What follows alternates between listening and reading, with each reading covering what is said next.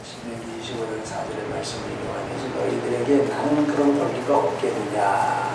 나도 여기서 복음을 전하고 여기서 전도를 해서 교회를 세우고 처음에 교인이 없을 때는 몰라도 이제 교인들이 막 건드러났을 때는 너희들이 나보고 그것도 좀 책임을 져라.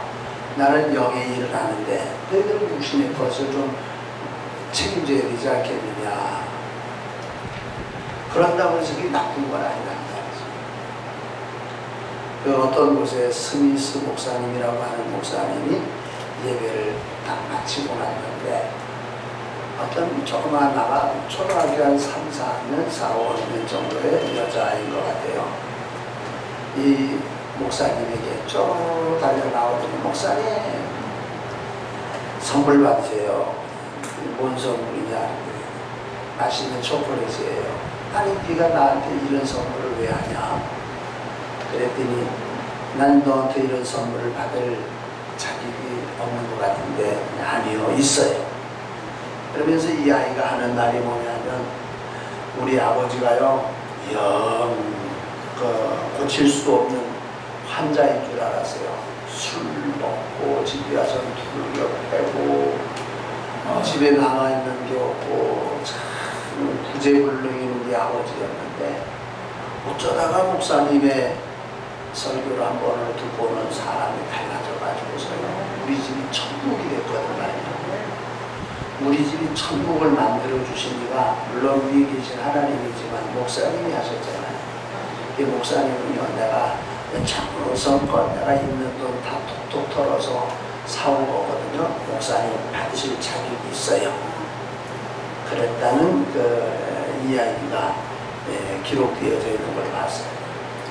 하늘의 은혜의 복음을 전해 주었는데 육신의 것 이것을 감당한다고 이게 잘못되느냐. 우리 지난 시간에 보면 11절에 그런 말씀이 있어요. 우리가 너희에게 신령한 것을 뿌렸는데 너희에게서 육적인 것을 거두기로 과다하겠느냐. 요즘에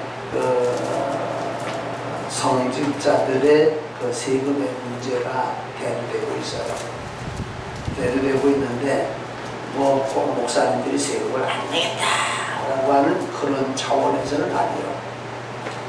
성도들이 이와 같이 정성으로 이와 같이 이제 사회를 하는 일을 성도들이 또 다임이 세금을 낸 걸 가지고 고맙다는 표시로 헌금을 하고 그 중에서 일부분을 사례비로 드리는데 그것을 꼭 세금을 받을 일이냐. 이제 그런 문제를 가지고 왈가왈부 해요. 왈가왈부 하는데 묘한 것이 그 주장을 들고 나오는 사람이 하나님을 안 믿는 사람들도 있지만 더 주장하는 게 기독교회 안에 있는 이런 사람들이 더 주장을 해요. 그러면 그 사람들이 나라를 위해서 그러는 거냐 교회를 위해서 그러는 거냐 아니요. 교회를 헐기 위한 사람들이. 근데 자기들은 그런다는 표현을 안 하죠. 오늘날 교회를 헐려고 애를 쓰는 교회 안에 있는 이런 사람들 참 문제예요. 세금이요? 내도 돼요. 또 뭐 안 낸다고 싸울 필요도 없어요. 문제는 그 명분을 확실하게 하자는 거예요. 목사들의 세금에 대해서는 아주 강력하게 말하는데 중들의 세금에 대해서는 한마디 나오는 데가 없어요. 그러면 중은 성직자고 목사는 아니냐? 이것도 확실하게 해야 되는데 그 말은 없어요. 교회를 잡으려고 하는 이들이 불교 신자들과 함께 지금 종자연이라고 하는 거 있잖아요. 종자연. 좀 그게 문제예요. 바울은 복음 전파에 있어서 최선을 다하고 낮아질 대로 낮아진 자세로 복음을 전하는 이들의 좋은 본보기였다는 것입니다. 1번 바울 사도는 복음 전파를 위해서 자신의 권리를 포기한다고 했습니다. 바울 사도는 자신이 사도로서의 권리 포기는 전도의 장애가 없게 하려 함이었다. 그 당시는 그런 제도라든지 이제 그런 풍습이라는 이게 없었어요. 왜냐하면 이때 교회가 처음으로 세워지는 때였거든요. 예루살렘 교회가 제일 초대 교회예요. 두 번째 세워진 것은 안디옥 교회고, 이제 막 교회가 생겨나기 시작하는 거라서 어떤 제도도, 어떤 조직도, 어떤 그 전통도 전혀 없을 때였어요.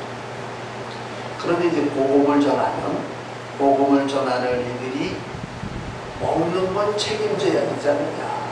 이미 먼저 믿는 사람들이 이게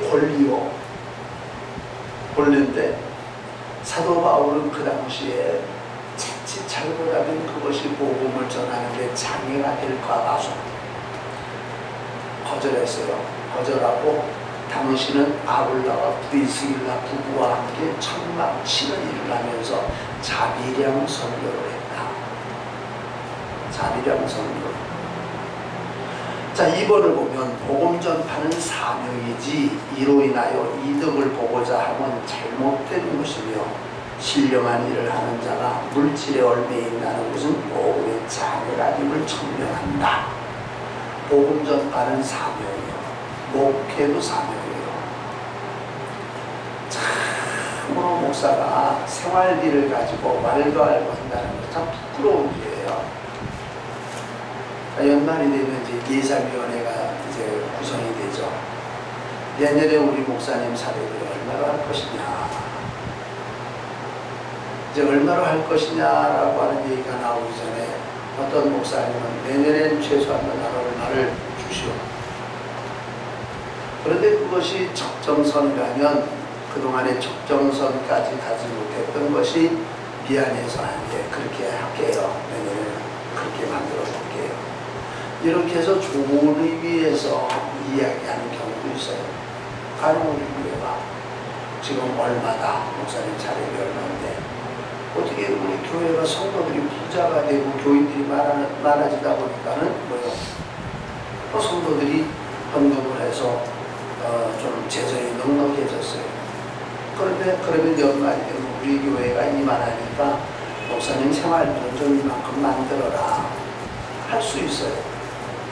또 말하기 전에 그런 생각을 가져야 돼요. 작년까지 2년 동안 이렇게 했는데 한꺼번에 많이 올리는 거는 뭐가 문제가 되지 않습니까? 이렇게 말하는 사람들도 또 있어요. 그렇다고 목사가 올려라 내려라 올려라 내려라 티격태격 말하는 거 참 아름답지 못해요. 목사는 목사대로 너무 많이 올리지 말아요. 이렇게 양심적으로 말할 수 있고, 성도들은 그래도 우리들이 2식구, 내들은 4식구가 사는데 최소한도 이만큼은 가져야 사는 우리도 아니다.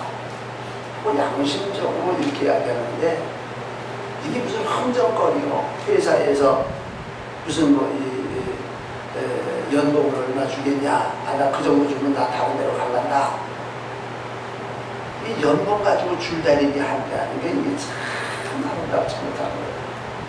교회는 교회 나름대로 최선을 다하고, 목사는 목사 나름대로 적정선 이상의 것은 거절할 수 있는 마음이 되어야 되는데, 오늘날 그런 것이 다 무너져 버렸어요.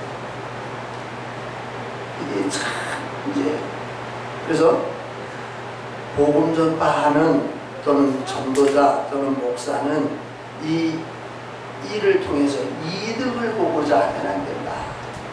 가령 교회에서 얼마를 더 받아가지고 내가 어디 가다 집도 사고 내가 왔다 갔다가 또 그것도 저것도 해놓고 이렇게 하는 것은 이건 아름답지 못한 일이다.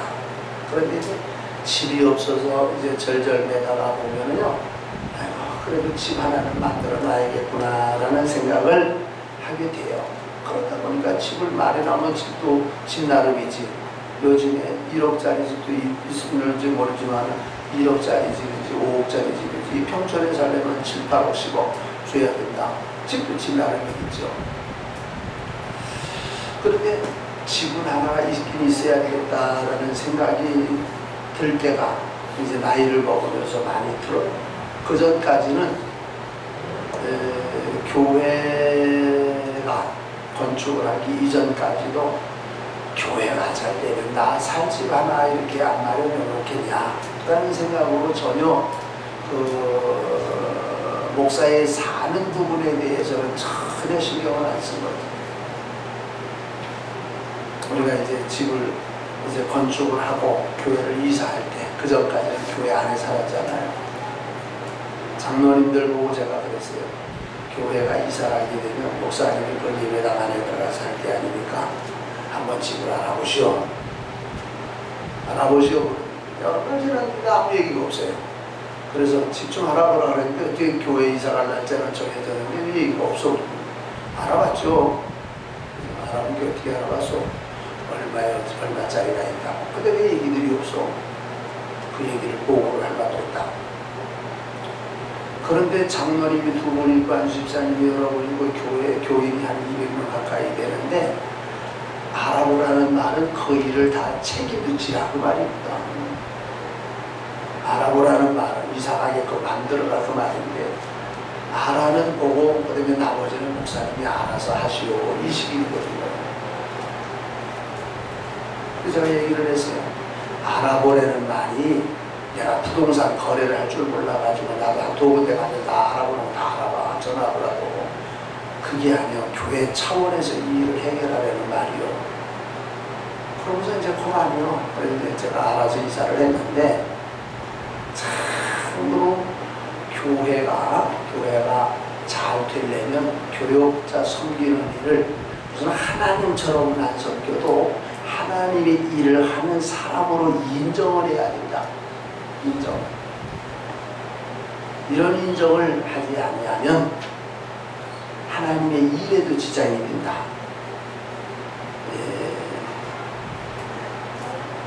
여기서는 이제 저니까 또 그 말을 하지. 만일 후임자가 누가 와가지고서 한다면 후임자는 그 말하기가 조금 어려울 거예요. 신령한 일을 하는 자가 물질에 얽매인다는 것은 복음의 장애가 됨을 천명한다. 하나님의 일을 하는 게 신령한 일이잖아요.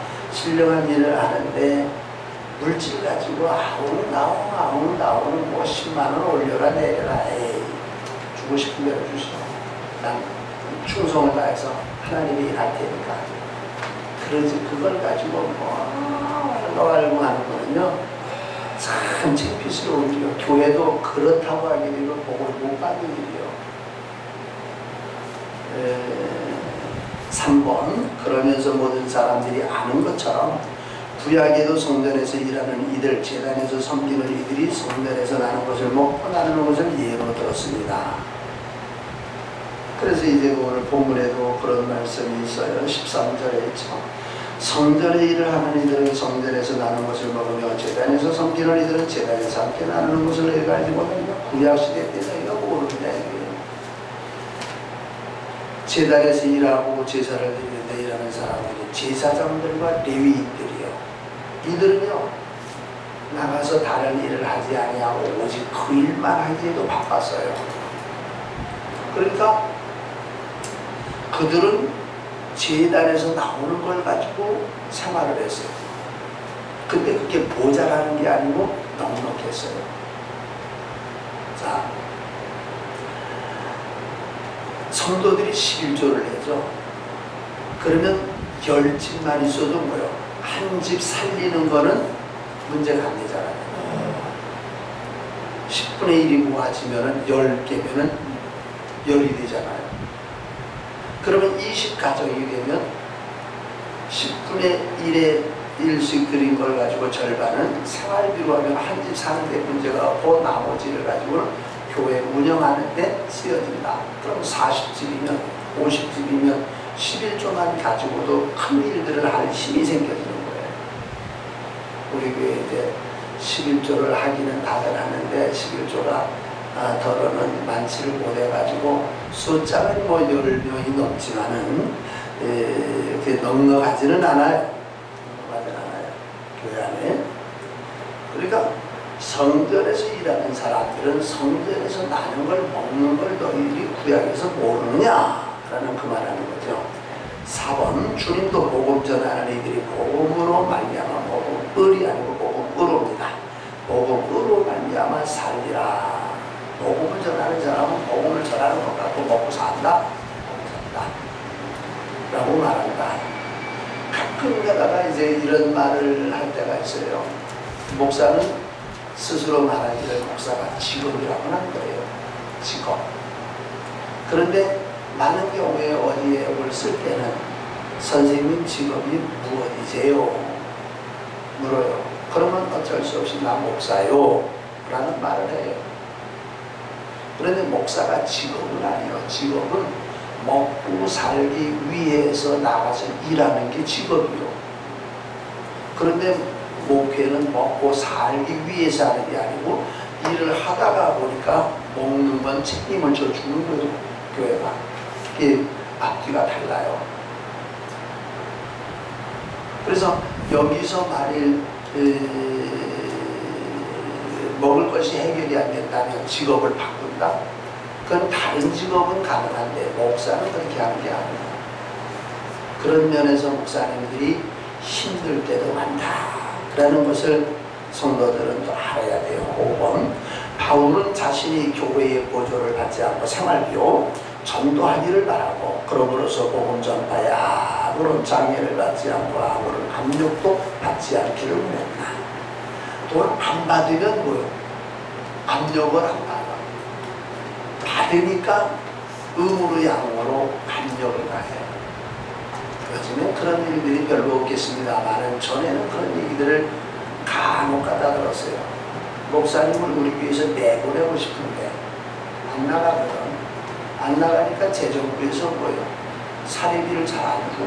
한 달 걸러 한 번 주고 2달 걸러 한 번 주고 사례비를 잘 안 줘. 사례비를 잘 안 주다가 보니까 견딜 수 없어서 떠나가는 경우도 생깁니다.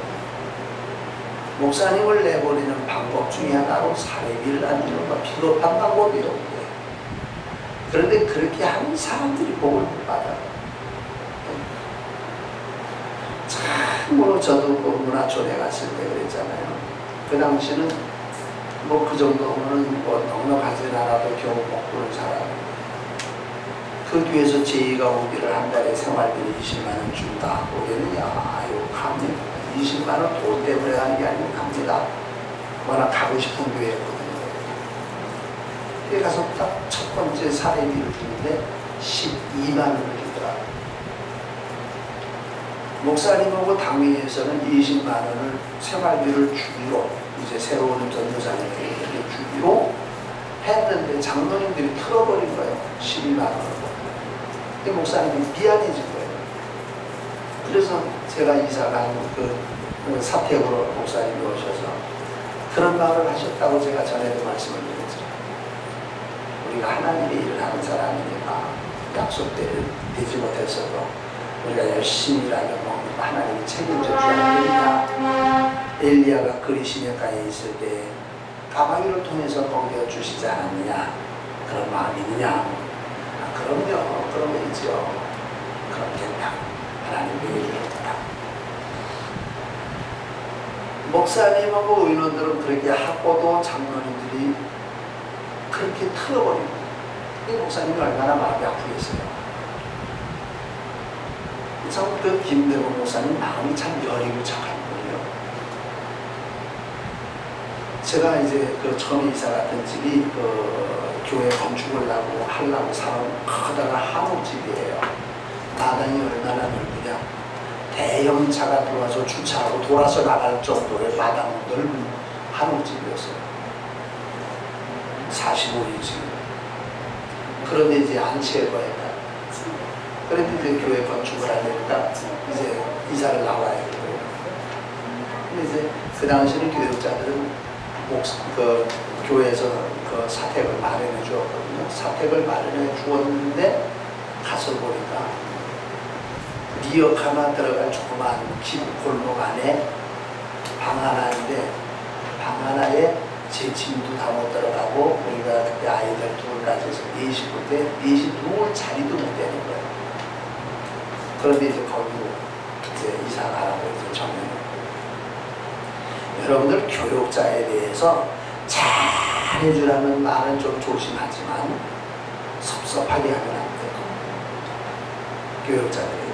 내 마음에 드니까 잘하고 내 마음에 안 드니까 좀 박하게 하고 그러지 말아요. 복이 없어요.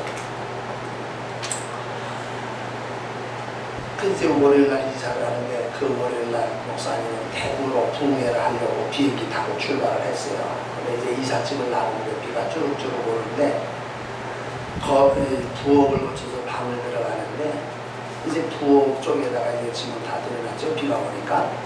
그런데 부엌 천장에서 비가 오는데 지붕이 없는 지붕 같아요. 여기저기서 물이 새가지고 우산 펴놓고 비닐 갖다 펴놓고. 그러니까 사모님이 가서 그 모습을 보고서는 대구로 전화를 걸었어요. 그래서 대구에 도착하셨어요. 여보, 부흥회고 집회고 뭐고 다 걷어치고 올라서 당신네 교육자나 좀 챙기시고. 책임져요.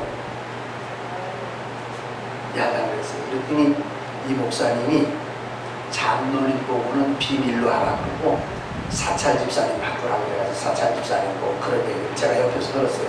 사찰 집사님 보고 뭐라고 하냐면 비용은 내가 다 될 테니까 빨리 가서 손질 좀 잘해주라고. 장로님들한테 그 얘기는 장로님들이 안 들을 가능성도 있거든요. 그 방을 얻어놓은 것도 목사님 마음에 안 들었는데 그렇게 비가 쭈룩쭈룩 새고 네 식구가 들어가서 누울 수도 없는 그런 조그만 방을 이건 사람을 내쫓는 거지. 이게 사람 대우하는 게 아니다. 그래가지고 그 비용을 나중에 그 교회 재정으로 안 하고 목사님이 장로님들한테 말하지 말고 그렇게 하라고. 사찰 집사님 보고 그래 나중에 올라와서 저보고 미안하다고 그러셨어요. 그러니 그 목사님 마음이 얼마나 아프겠어요. 그러니 그 장로님들이 얼마나 야속하겠어요. 장로님들이요 좋은 사람은 썩 좋습니다만 질이 나쁜 사람은요 빨리 죽어야 될 사람들도 많아요. 제가요 거기서 그렇게 한 장로님 가운데 1번 장로님이 그 가정이 어떻게 되어졌는지 그 내용은 제가 다 얘기를 안 하는데 그러면 안 되는데 그랬어요. 하나님의 교회를 잘 섬기고 목사를 섬기되 목사를 신처럼 섬기라는 말은 아니요. 우리를 위해서 뭐요? 기도해 주는 하나님과 우리 사이에 있는 하나님의 일꾼이요.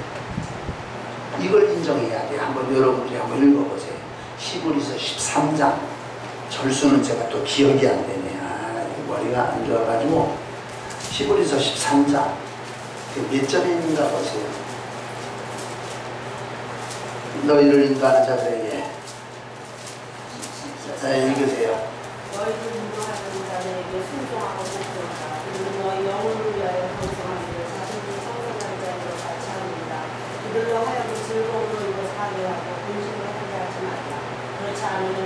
그렇지 않으면 너희에게 유익이 없느니라. 너희를 인도하는 자들이라는 것은 교역자를 의미해요. 교역자에게 순종하고 복종하라. 그들은 너의 영혼을 위하여 여러분들의 육신을 위해서도 물론 기도합니다만 영혼을 위해서 하나님 앞에 합당한 영혼이 되어지기 위해서 오늘 아침 새벽 시간에도 기도하잖아요. 하나님 우리 성도들 우리 아무에 기도하잖아요. 자신들이 청살자인 것 같이 하느니라. 저희가 어떤 성도가 문제가 있고 죄가 있으면 내가 기도하지 못해서 그래요. 내가 잘 인도하지 못해서 그래요. 나를 보시고 용서해 주세요. 교역자는 그렇게 기도하는 거예요. 그들로 하여금 즐거움으로 이것을 하게 하고 이것은 목회예요. 목사가 즐거운 마음으로 목회를 하여야 성도들도 좋은 거지. 목회를 하기를 하는데 걱정 본심으로 하게 되면 성도들에게 유익이 없다. 이것이 이제 우리 성도들이 가져야 될 자세예요. 목사를 여러분들 하나님의 종입니다. 하나님의 종답게 여러분들 섬기세요. 꼭 그렇게 말하는 건 아니에요. 목사도 역시 뭐예요? 베드로가 말한 것처럼 고레네 집에 갔을 때 뭐라 했죠? 고레네가 쭉 엎드려서 절하니까 일어나라 나도 사람이다. 살아요. 하나님의 일을 하지만 살아요. 실수도 많고 부족도 많아요. 나은 게 별로 없어요. 그래도 하나님의 일을 하는 사람이다. 우리 여러분들은 하나님의 종들에 대해서 말과 알고 말할 게 있어도 하지 말고 오히려 기도해야 된다. 목사님이 부족하잖아요. 내가 기도를 못 해드려서 그래. 그게 주님이 듣기 좋은 말이요. 주님이 다 들으시는데 주님이 듣고 네가 참 생각 착하구나 라고 하실 수 있어야지. 넌 나았냐? 너 그만할 자격이 있냐? 하나님이 들으신다면 그 사람에게 하나님 복을 주겠냐고요. 하나님이 계신다는 걸 인정한다면 하나님 앞에서 떳떳할 수 있어야 되잖아요. 네? 그러니까 이 사도 바울은 내가 교회에서 아무 독도 받지 않아요. 한 푼도 받지 않아요. 그러니까 교회에서 뭐요? 내게 압력을 가할 게 없다. 그러니까 얼마 사례비를 주면 압력을 가한다는 의미도 되는 거예요. 그러면 안 돼요. 그러면 6번 바울에게서는 한 가지 목적, 복음 전파 외에는 자신이 추구하는 바가 없었다. 복음 전파가 사명이요. 사도 바울. 이거 복음 전하다가 죽어도 그냥 고만했던 거예요.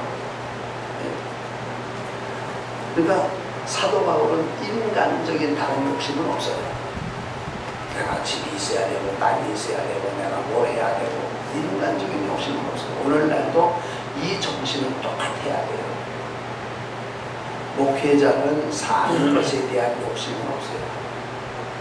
그 대신 성도들은 뭐예요? 일하는 데에 부족함이 없도록 편안하게 일할 수 있도록 그렇게 수반을 들고, 그 다음에 70이 넘어서 은퇴를 해도 죽을 때까지 생활이 되어지도록 교회는 감당을 해야 된다. 제 동창들 가운데 나이가 지금 70이 넘었는데 교회에서 은퇴를 못하는 목사님들이 있어요. 왜냐하면 은퇴를 해도 먹고 살 길이 막막해. 그렇다고 지금 뭐 목회를 한다고 먹고 살 게 넉넉한 건 아니죠.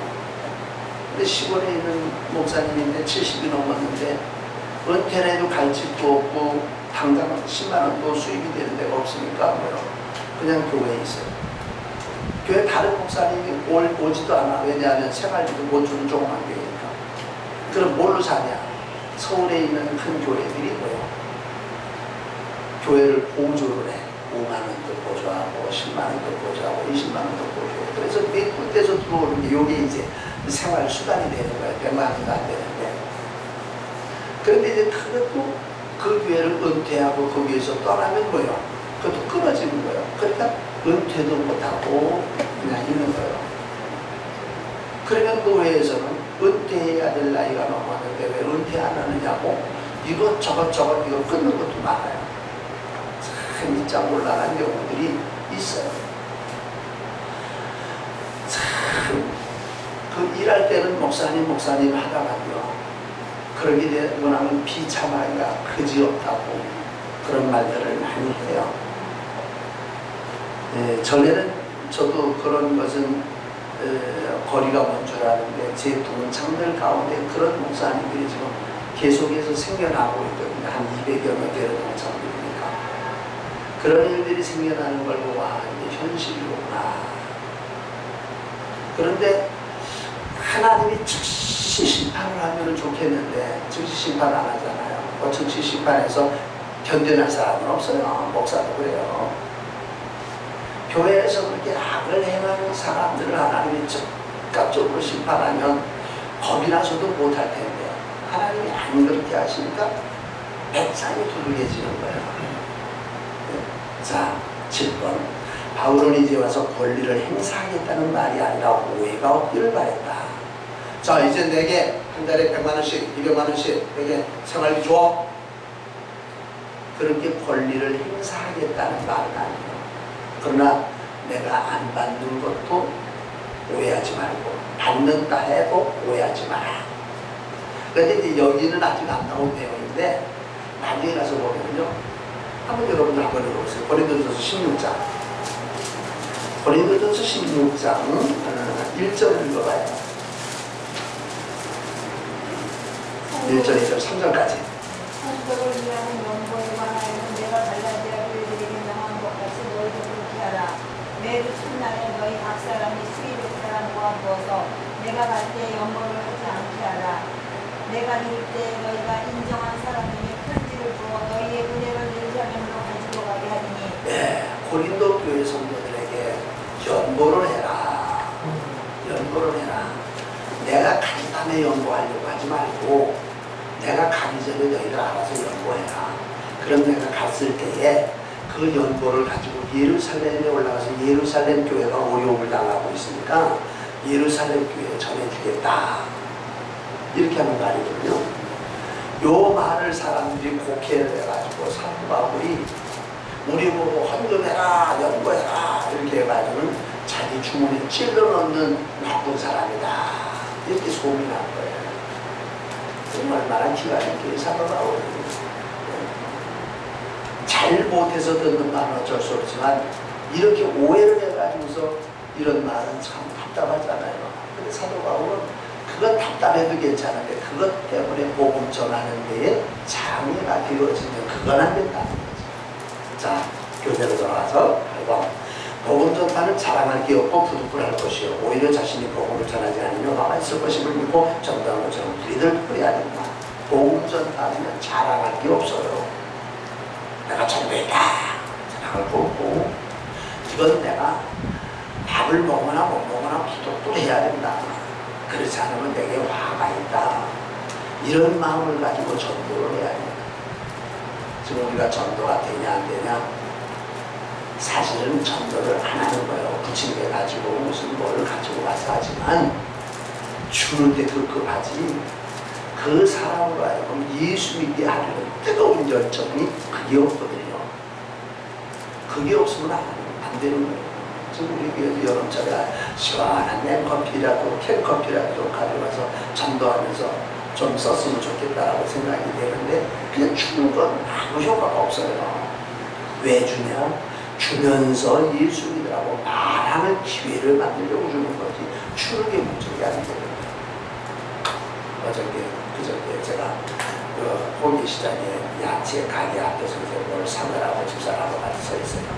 그런데 일신교회 아마 권사님이나 되는지 집사님이나 되는지 연세든 노인이 와서 전도를 주면서 아이고 수고하시네요. 예수 믿으세요.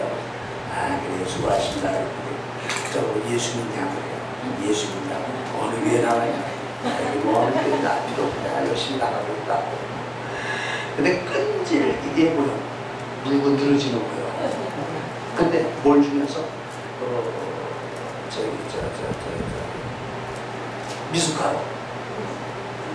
미숫가루 물을 시원하게 해서 얼음 띄워가지고 그거를 주면서 지금 이렇게 뜨거운 낮에 말이에요. 뜨거운 낮에 그거 한 컵을 주면서 물고 늘어지는 거예요. 어느 교회에 나는 거냐. 정말 아닌 상태에서 안 나가면서 나간다 그럴 것 같고 차라리가 어느 교회에 나가냐고 끈질기게 그래야 되는데 우리가 하는 식을 보면요 주기 바빠. 아니요 주는 건 전도하고 아무 상관이 없어요. 주는 건 하나의 말할 핑계를 대고 시간을 벌자는 거고 말을 해야 되는데 그게 끈질기지 않으니까 안 됩니다. 물고 늘어져야 되는데 내가 오늘 전도하지 않으면 내가 벌 받을는지 몰라 하는 이런 마음을 가지고 하면은 안 되진 않는데 그냥 전도는 원래가 어려운 거예요. 생각하면서 한다. 자, 9번 이런 마음은 자신의 의지에서가 아니라 예수님에게 사도행전 9장을 보니까 다메섹 도상에서 사도 바울 사울이 주님 만날 때의 모습이에요. 성령에게 안디옥 교회가 선교사를 파송할 때 얘기해요. 18장 5절 바울이 하나님의 말씀에 붙잡혀 이런 말을 사로잡힌 결과이고 주의 계시에 민감했기에 가능했다. 주님의 계시에 민감하다는 말은 영적인 눈이 열려졌다는 말은 하나님의 영적인 음성을 들을 수 있는 사람이에요. 하나님과 좀 교제가 가까웠어요. 그래서 가는 거고 10번. 성도가 처음엔 그런 마음으로 시작했다가 점점 또 열정이 사라지고 욕심으로 하는 경우가 많은데, 욕심으로 경우가 많은데 하나님의 은혜에 붙들려 겸손히 사역을 감당해야 된다. 목사님들이 초기에 목사님이 되어질 때는 순수해요. 열심히 해요. 그런데 나이가 들어가고 목에 경륜이 쌓여가면서 욕심이 붙기를 시작을 해요. 욕심이. 그래서 그냥 차도 좋은 차를 살려고 애를 쓰고, 집도 큰 집을 살려고 애를 쓰고, 교회에서 그 헌금 나는 것을 가지고 목사가 생활하는 것은 당연하다 하겠지만 지나친 것은 이것은 참 못하는 거예요. 우리 교회가 지금 작아서 뿐만 아니라 우리 교회가 넉넉하다고 해도 저도 그럴 거예요. 차는 뭐 이상은 안 돼. 안 돼. 목사가 뭐 잘났다고 그런 차를 타고 좀 편안하고 좀 남보기에 좀 그러면은 좀 그렇지만은 그 정도는 괜찮다. 지나친 건 안 되는 거예요. 목사가 사업가가 아니거든요. 목사는 어떤 명예를 위해서 차를 타는 것도 아니거든요. 그런데 오늘날도 보게 되면은 좋은 차들을 타고, 이게 어떻게 보면은 박 목사님 그런 차를 살 능력이 안 되니까 그런 소리 하는 거지. 능력이 돼도 못 보여요. 그러니까 처음에는 순수했는데 가다가 보니까 열정이 식어지고 육신의 생각이 많아지는 거예요.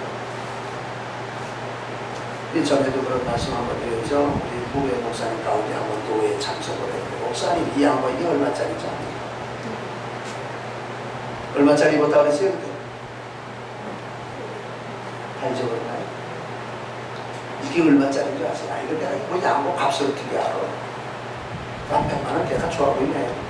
100만 원이고 우리 400만 원짜리입니다. 양복 한 거예요.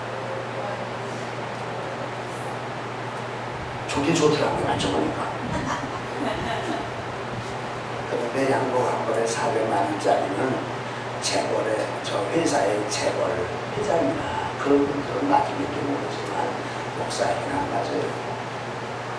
안 맞아요. 여러분들이 저 400만 원짜리 좀 해주겠다고 하는 분이 있으면 좀 좋겠는데, 그러면은 그 중에서 100만 원짜리도 좋잖아요. 100만 원짜리 있고 300만 원은 쓸 데가 얼마나 많아요. 요번에 박택수 목사님도 그 차를 중고래도 사는데 한 2천만 원을 중고래도 사는데 지금 400만 원만 들어있거든요. 한국에 오기 전에 400만 원만 들어있거든요. 그 차를 사가지고 차를 쓰는 용도가 뭐요?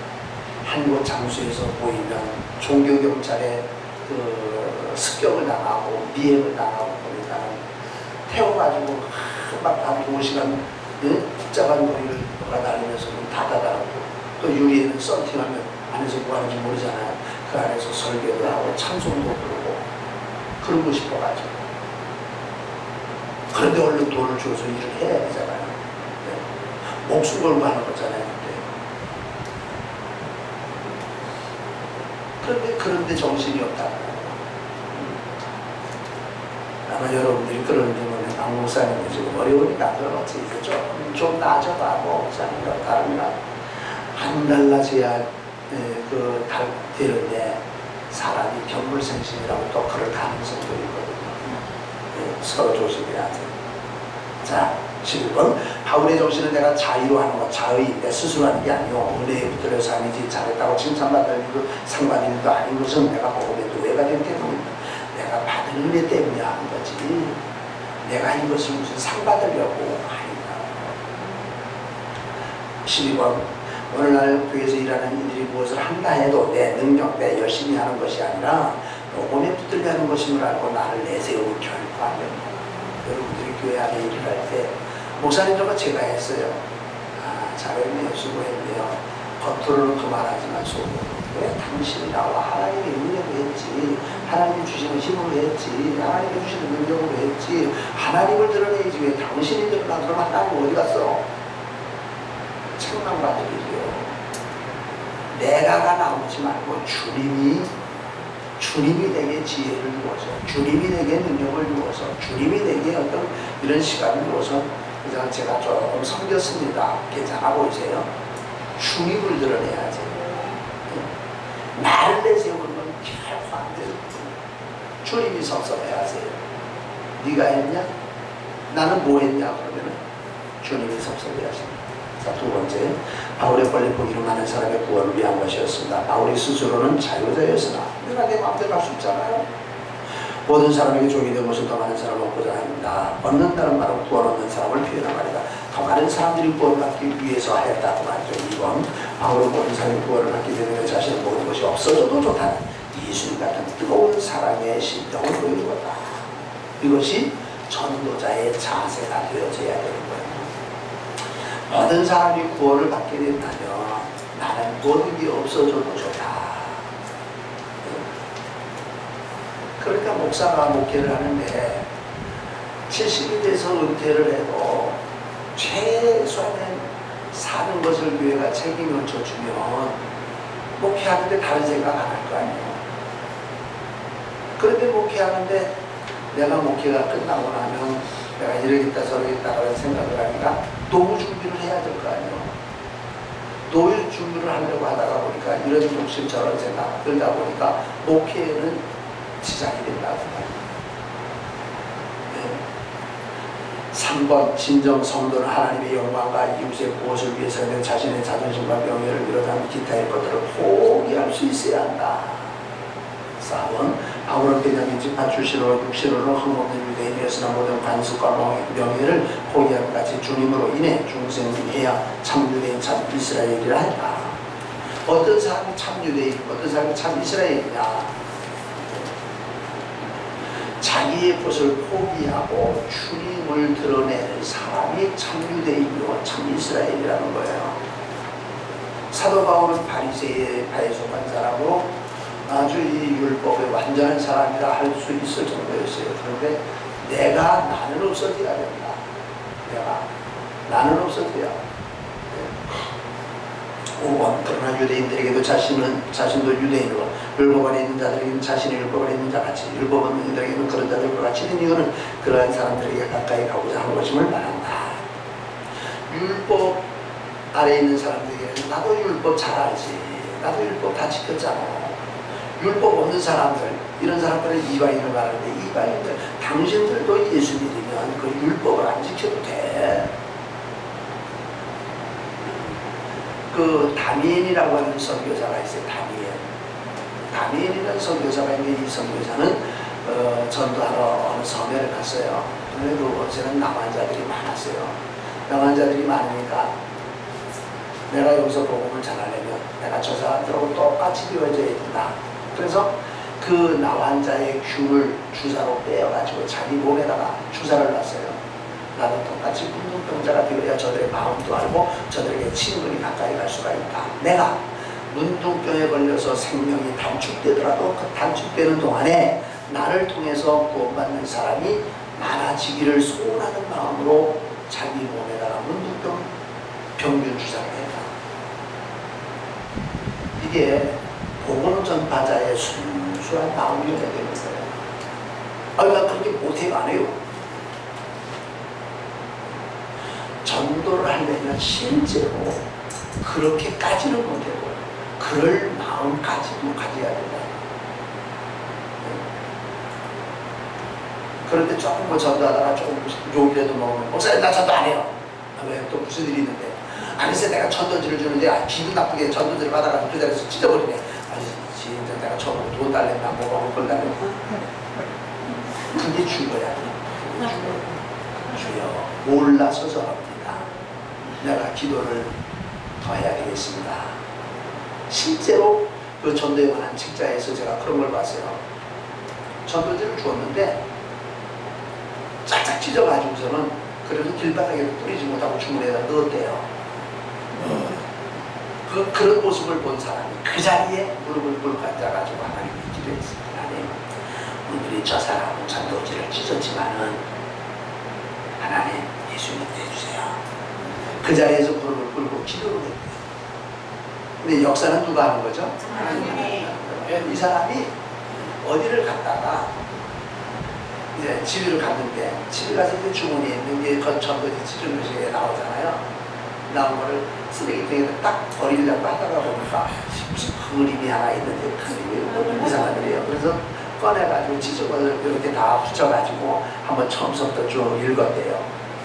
그 읽을 때에 성령이 감동해서 야, 나도 예수 믿어야 되는구나. 그 마음이 들어갔대요. 근데 이제 교회라는 교회를 한 번도 가보지도 않았는데 어떻게 예수를 믿나? 그러던 참에 전도지 끝에 전도자 아무개 하고 전화번호가 적혀져 있는 거죠. 즉시 전화를 했어요. 아무개입니까? 네, 그렇습니다. 오늘 제가 전도지를 받았는데 혹시 기억하시는지 모르겠어요. 제가 그 자리에 빡빡 찢어가 주문했는데 네, 제가 기억하죠. 그때 기분이 어떠셨어요? 기분이요. 몰라서 저런다고 생각을 하고 저는 그 자리에 앉아서 하나님께 기도했습니다. 예수 믿게 해달라고. 제가 교회를 가고 싶은데요. 하고 약속하고 만나가지고 그 다음 주일날 교회 가서 등록을 했대요. 역사는요, 역사는 하나님이 하시는 거고 우리는 하나님이 하시도록 하나님을 이끌어내야 된다는 거예요. 전도지를 줬는데 그 자리에서 빡빡 찢어서 자기 주머니에다 집어넣는데 기분 좋을 사람은 없어요. 그럼에도 불구하고 그 전도지를 준 그 사람은 그 자리에 무릎을 꿇고 앉아서 하나님 저 영혼을 불쌍히 주시옵소서. 거기에 하나님이 역사하시는 거예요. 기도 없이 전도가 되지 않고요. 기도하면서 전도하지 않을 수가 없고요. 전도한 다음에도 기도를 해야 되는 건데 그게요. 그냥 하나님 아버지 오늘 전도지 받은 사람 다 예수 믿겠지 그 정도가 아니에요. 그래가지고 예수 믿는 게 아니에요. 그래서 벌써 지자기 지구상에 있는 사람들이 다 예수 믿었어요. 오늘날도 전도하는 사람들이 얼마나 많은데. 자, 6번 때로는 약한 자와 같이 되어 약한 자들을 얻고 내신 여러 사람에게 여러 모양이 되면서 아무쪼록 몇 사람이라도 구원하려고 한 열정을 믿음표가 됩니다. 몇 사람이라도 구원해야 되겠다. 내게 주어진 시간을 동원해서 내가 전도해야 되겠다. 구원해야 되겠다. 이런 마음의 열정이 있어야 된다는 것. 7번 바울의 모든 행동의 동기는 하나님의 구원 역사에 있었고 자신의 유익만을 위하기보다는 두렵고 떨림으로 구원을 이루라고 당부하게 됐다. 구원은 공짜로 준다고 해서 값싼 건 아니에요. 그래서 빌립보서 2장 12절에 너희는 두렵고 떨림으로 구원을 이루라. 구원의 역사가 쉬운 게 아니라는 말이죠. 마지막 3번 승리를 위한 삶이란 어떤 것인지에 대하여 말씀합니다. 승리? 이기는 거죠. 성도란 세례를 받았다고 다가 아니요. 계속해서 선수들이 1등하기 위해 열심히 달리는 것과 같이 복음을 위해 노력할 때 상을 받을 수 있음을 말한다. 오늘 24절에 보게 되면 운동장에서 다름질하는 자들이 다 달릴지라도 오직 상을 받는 사람은 한 사람이죠. 금메달이 몇 명이요? 매 경기마다 금메달 따는 사람이 몇 명이요? 저는 나중에 조금 더 얘기만 들었습니다만은 박대호 선수가 400m 결승에서 뭐 당연히 금메달인 줄 알았는데 은메달이 그쳤다. 그 금메달을 가라고 얼마나 연습을 많이 했는데 전지훈련도 얼마나 많이 했는데 다 없이 했는데 다 따로 당상인 줄 알았는데 은메달에 머물렀다. 성도는요 세례받았다고 신자가 다 된 건 아니에요. 그때로부터 이제 시작이 되는 거예요. 언제까지 우리 신앙은 계속 발전해야 되죠? 하늘나라 갈 때까지. 그 과정을 무슨 과정이라고요? 성화되어져 가는 과정입니다. 성화. 그러니까 똑같이 신자를 믿어도 어떤 사람은 성화가 좀 많이 된 사람이고 어떤 사람은 성화가 거의 된등 안 된등 한 사람이 있어요. 왜? 성화되어지기 위해서 많이 기도하고 자신을 절제하고 한 사람은 성화가 빨리 됐어요. 근데 시간은 똑같이 걸렸는데도 성화가 거의 안 된 사람이 있어요. 여러분들도 한번 여러분들의 모습을 한번 살펴봐야 돼요. 내가 지금 성화가 어느 정도 되어져 있는가. 하나님이 오늘 나를 오라고 하셔서 나를 데려가신다고 하면 조금 모자라는구나. 아이고 수고했네 하고 주님이 그렇게 해주실 건 그럴 사람인지 아니면 너 예수 믿은 지가 이만큼 되는데 교회 안에서도 뭐더 큰 소리도 치고 그랬는데 너 어떻게 성화가 이 정도밖에 안 되냐 하면서 많은 걸 찍어줘야 천국에 들어갈 수 있는 사람이라면 되겠다고 말이죠. 2번 달리기를 하는 이들의 한 당시에 미안합니다. 요즘은 4년에 한 번씩 올림픽이 열리잖아요. 근데 그 당시에는 3년마다 성대하게 지금의 올림픽과 같은 경기가 펼쳐질 때 이스무스라고 하는 경기였대요. 지금의 올림픽과 같은 그런 제목으로 이스무스라고 하는 경기인데, 이 경기에는 육상, 달리기, 복싱, 레슬링, 경마 이런 것들이 있었다고 해요.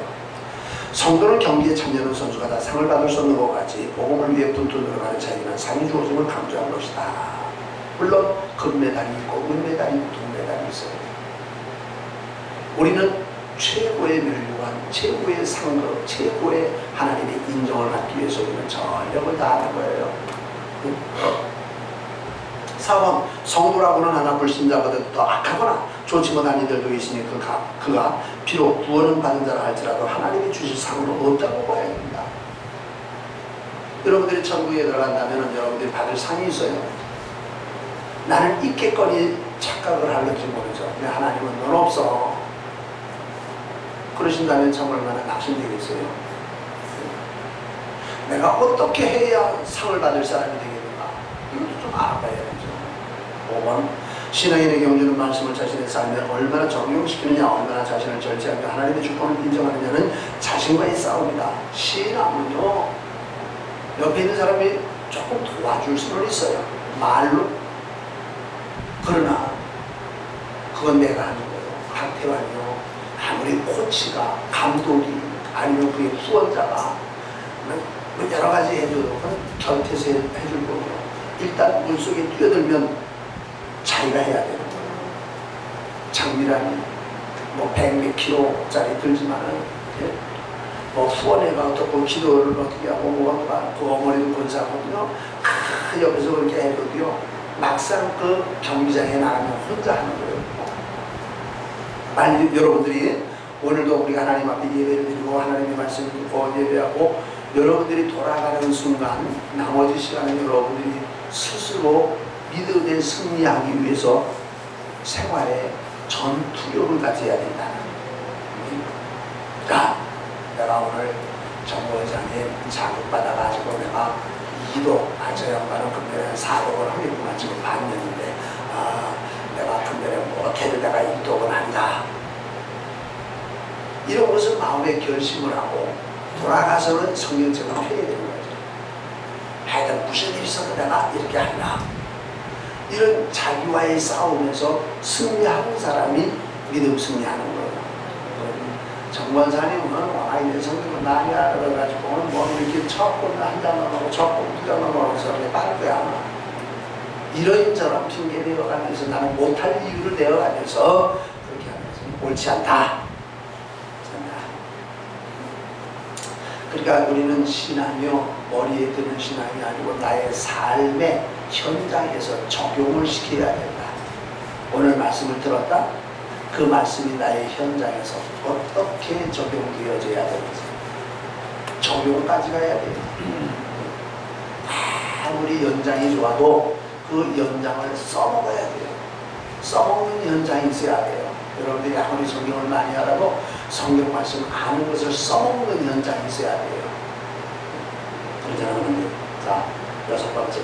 썩을 수밖에 없는 육신의 삶 때문에도 죽을 고생을 하며 극기하는데 영원한 삶을 위해 참지도 못하고 용서하지도 못하고 사과하지도 못하면서 상받을 자격이 있다고 말하겠냐고 말이죠. 고은학 권사 CBS에 새롭게 하소서에 나오잖아요. 문화천동성교에 있을 때 그분을 직접 그 교회 여전교회에서 모셔다가 간증을 들은 적도 있어요. 제가 있을 그때 벌써 30년이 훨씬 지났잖아요. 고은하 권사가 한 번은 이제 이렇게 영화를 촬영하다가 노는 날, 스케줄이 비는 날, 아이고 오늘은 집에서 청소 좀 해야 되겠다. 그러고서 청소를 이제 했어요. 받은 트로피 다 한 번씩 닦고 상장도 한번 닦아서 읽어보고 쭉 하다가 보니까 어디 가서 딱 필이 꽂혔는데 딱 그러면 내가 이걸 받기 위해서 1월 한겨울에 내가 한강물에 뛰어들었었지. 그 영화를 찍기 위해서 내가 한강물에 뛰어들었지. 나 정말 죽는 줄 알았는데 그리고 나서 돈도 얼마 받은 거야 받았지만 내가 이걸 받았지. 근데 지금 와서 그냥 아무것도 아니고 그런 생각이 무슨 생각이 나냐면 내가 이런 상을 받자고 내가 그 죽을 고생을 했구나 라고 생각하니까 우습더라는 거예요 자기가. 그런데 때르르 전화가 왔어요 그 시간에. 성령이 없어. 때르르 전화가 왔는데 구봉서 그 당시는 집사였어요. 구봉서 집사가 뭐 하고 있어? 나 청소하고 있죠. 내가 오늘 너 노는 날인 줄 아는데 왜 거기서 그러고 있어? 빨리 나와. 어디로 가요? 우리 지금 성경 공부하는데 좀 나오라고. 그래서 이제 엉거결에 이제 갔다가 그 성경 공부하는 자리에서 은혜를 받고 그 같은 그 성경 공부 그 연예인들의 그룹이 되어지고 이게 지금은 나이가 저렇게 나이가 한 70이 넘었을 거야 아마. 그런데 지금 저렇게 그 새롭게 하수소에 나와서 그렇게 하고 있잖아요.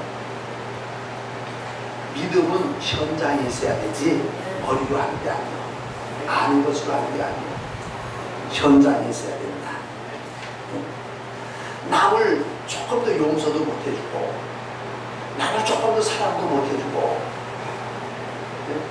참지도 못하고 이러면서 육신의 상을 얻으려고도 그거 다 참고하는데 영원한 상을 얻겠다는 사람들이 그걸 못하고서 대리냐. 주여 참을 수 있는 은혜를 주옵소서. 주여 용서할 수 있는 은혜를 주옵소서. 사랑할 수 있는 은혜를 주옵소서. 이건 우리가 늘 기도해야 돼요. 기도하고 나면 하나님이 실습 현장으로 보내려고 해요. 실습 현장으로. 근데 실습 현장에 가는 건 안 가. 그러면서 기도는 주여 나는 용서하는 사람이 되게 하옵소서. 기도는 하는데 현장은 안 가. 그러니까 그게 안 되는 거예요. 성도는 믿음의 삶의 현장이 있어야 되는 거예요. 네. 자, 7번.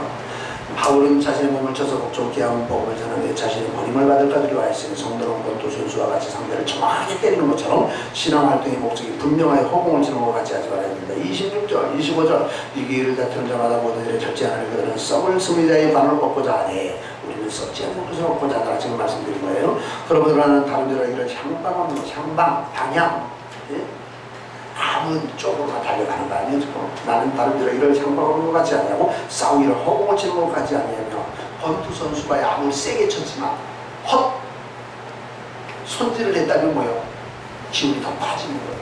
자기 몸이 돌아가 버려요. 정확하게 때리는 거예요. 아주 소리가 아주 참 좋은 소리가 나는 거예요. 여러분들 벌써 야구할 때요. 야구할 때 벌써 이 뱃에 공이 맞는 소리를 보면 아 이건 홈런이다. 이건 장타다. 이거 벌써 감이 와요. 눈으로 보질 않아도 아 이거는 거의 홈런일 것이다. 소리만 나고도. 그러면 이제 뱃을 휘두르는 이제 뭐예요? 선수는 뱃을 휘두르는 선수는 벌써 딱 맞는 촉감이 아 이거 홈런이다. 이게 오는 거예요. 그러니까 권투 선수는 상대방을 향해서 정면으로 이거를 때릴 수 있어야 되는데 헛손질만 하면 뭐예요? 자기 기운만 빠지는 거예요. 그리고 자기는 지는 거예요. 사도 바울은 나는 그렇게 하지 않겠다고 지금 다짐하는 거예요. 향방 없는 자와 같이 헛손질하는 자와 같이 허공을 치는 자가 되지 아니하고 나는 지금 이 복음 전파에 내가 아주 집중을 해서 성공하는 사람들이 있다. 이런 자세예요. 그러므로 나는 다른 데랑 이런 향방하는 것 같지 아니하고 싸우기를 허공을 치는 것 같지 아니하며 내가 내 몸을 저 복종케 하면 내가 남에게 전파하며 자신이 도리어 버림을 당할까 두려 남은 예수 믿으라고 전파하고 뭐요? 자신은 하나님 앞에 인정받지 못하는 사람이 되는데 이게 뭐냐? 다른 사람을 하나님 잘 믿으라고 말했다면 나는 그 이후로도 그에게 모범이 되어야 되는데 이런 경우 있어요. 전도를 해왔는데 전도를 한 사람은 믿음이 별 볼 일이 없고 계속해서 전도를 해와진 사람, 전도 당한 사람 이 사람은 믿음이 쑥쑥 자라는 경우가 있어요. 그래서 앞뒤가 바뀌어지는 경우.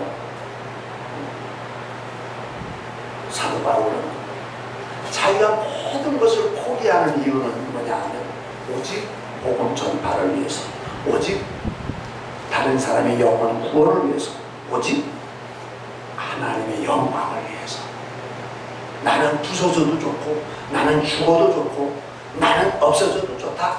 나 때문에 구원받은 사람이고 나 때문에 하나님이 기뻐하신다면 난 그게 최고의 만족이다. 그게 내 목적이다. 이런 모습으로 살았는데 아이고 목사님 어떻게 우리가 그렇게 바울처럼 산대요. 바울처럼 못 살아요. 예수님 이후 바울과 같은 사람은 이 세상에 또 없어요. 바울 닮아가려고 애쓰는 사람들은 많았어요. 그러나 바울과 같은 사람은 없었어요. 훌륭한 사람. 오늘 우리도 바울과 같을 수는 없어요.